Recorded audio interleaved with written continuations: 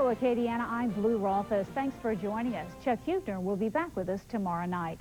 In our top story tonight, he will be America's first delegate to a brand new democracy and Acadiana's second national delegate. His family is packing for a trip to the nation's capital to watch Grover Joseph Rees sworn in as ambassador to the island of East Timor. David Begnaud has more. It was February when I knew that it was a possibility.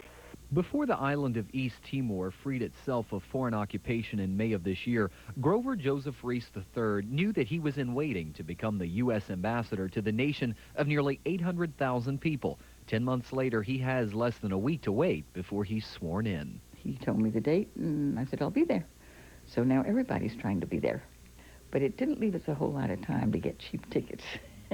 3 weeks ago, Pat Rees flew up to Washington to be present at a hearing of the United States Congress, where representatives like Congressman Henry Hyde spoke in favor of Rees's appointment. The 51-year-old Brobridge native has been a disciple of diplomacy dating back to the day the Republican enrolled at Yale University at the age of 16. His mother says his palpable palate for politics wasn't always conservative in taste. He was probably in 9th grade, 8th grade, and he had a sign in the window, "A Democrat lives in this house."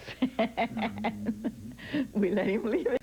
But that was when the Civil Rights Bill was coming in, and he was a very great believer in the Civil Rights Bill, which was a very necessary thing at the time. But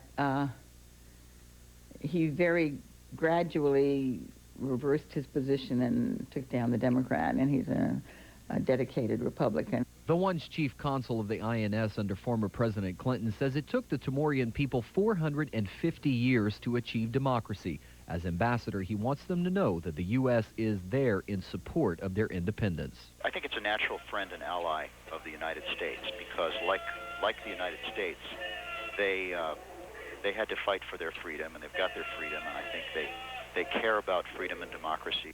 Soon-to-be Ambassador Rees will follow Ambassador Caffrey, who was once the delegate to Japan, as the second ambassador from Acadiana and the first from the free world to East Timor. As East Timor takes its place in the international community, it will be a force for good.